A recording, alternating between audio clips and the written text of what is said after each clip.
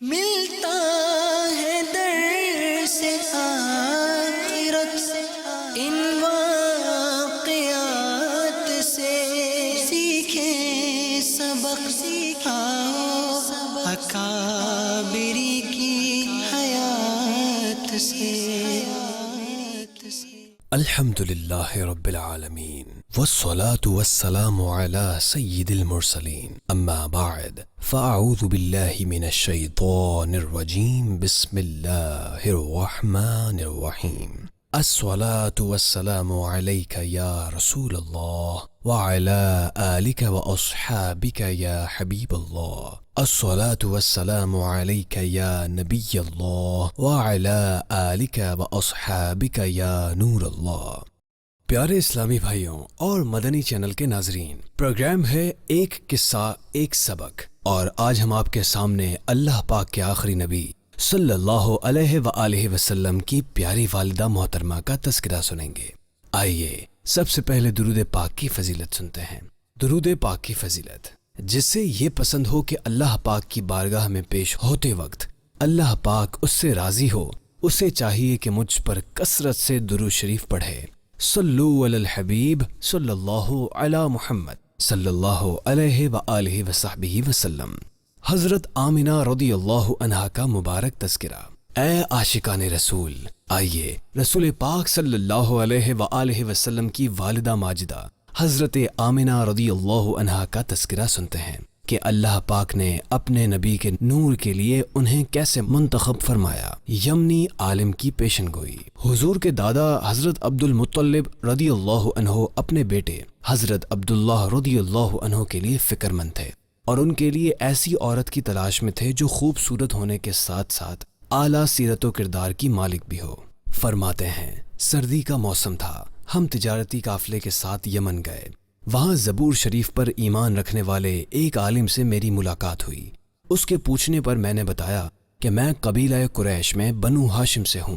اس نے میرے چہرے کو بغور دیکھ کر کہا، میں گواہی دیتا ہوں کہ آپ کے ایک ہاتھ میں بادشاہت اور دوسرے میں نبوت ہے، لیکن یہ کیسے ہو سکتا ہے؟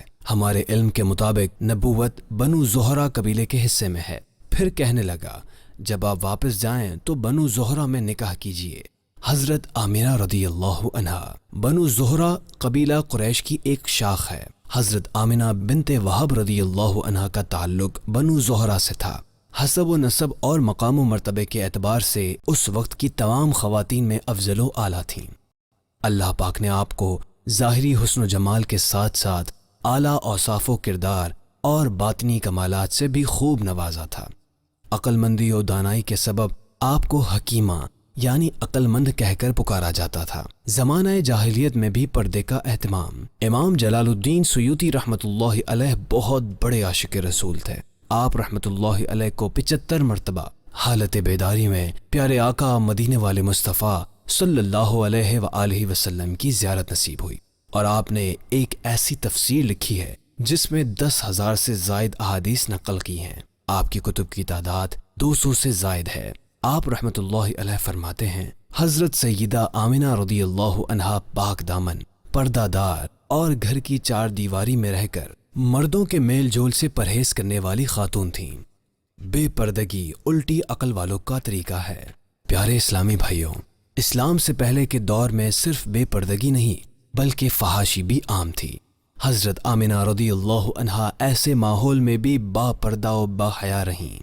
پتہ چلا زمانہ جاہلیت میں بھی بے پردگی بے عقل بلکہ الٹی عقل والوں کا طریقہ تھا، ورنہ اس وقت کے لوگ پردہ دار خاتون حضرت آمنہ رضی اللہ عنہا کو حکیمہ یعنی عقل مند و دانا خاتون کا لقب نہ دیتے۔ سیدہ آمنہ رضی اللہ عنہا کی شان دیکھیے کہ اللہ پاک نے انہیں اپنے محبوب صلی اللہ علیہ وآلہ وسلم کے لیے بطور ماں منتخب کیا۔ سیدہ آمنہ رضی اللہ عنہا کی شان دیکھیے کہ یہ اپنی قوم میں اعلیٰ نسب والی تھیں۔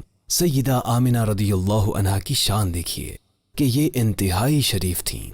سیدہ آمنہ رضی اللہ عنہا کی شان دیکھیے کہ اپنے زمانے کی سب سے نیک صفات والی صحابیہ خاتون تھیں۔ سیدہ آمنہ رضی اللہ عنہا کی شان دیکھیے کہ آپ اعلیٰ اخلاق و کردار کی مالک تھیں۔ سیدہ آمنہ رضی اللہ عنہا کی شان دیکھیے کہ آپ نہایت پاکیزہ تھیں۔ پیارے اسلامی بھائیوں، ہم نے سنا کہ سیدہ طاہرہ والدہ ماجدہ حضرت آمنہ رضی اللہ عنہا زمانہ جاہلیت میں باپردہ رہیں۔ اللہ پاک نے اسلام کے ذریعے عورتوں پر یہ احسان کیا کہ انہیں پردے کا حکم دیا۔ یہ حکم بے شک حکمتوں اور فائدوں پر مشتمل ہے۔ پردہ عورتوں کی عزت کی حفاظت کرتا ہے۔ پردہ دلوں کی پاکیزگی اور طہارت کا ذریعہ ہے۔ پردہ جدید سائنسی تحقیق کے اعتبار سے چہرے کی جلد کو سورج کی نقصان دہ شعاؤں سے بچاتا ہے۔ پردہ جلد کو گرمی کی تپش سے جل کر خراب ہونے سے بچاتا ہے۔ پردہ چہرے کی بیماریوں کا باعث بننے والے مٹی اور دھول کے ذرات سے بچاتا ہے۔ پیارے اسلامی بھائیوں، ان باتوں کو بیان کرنے کا مقصد یہ ہے کہ ہم اپنے گھر پر نظر دوڑائیں۔ بے پردگی کی خرابی ہمارے گھروں میں تو نہیں پائی جاتی۔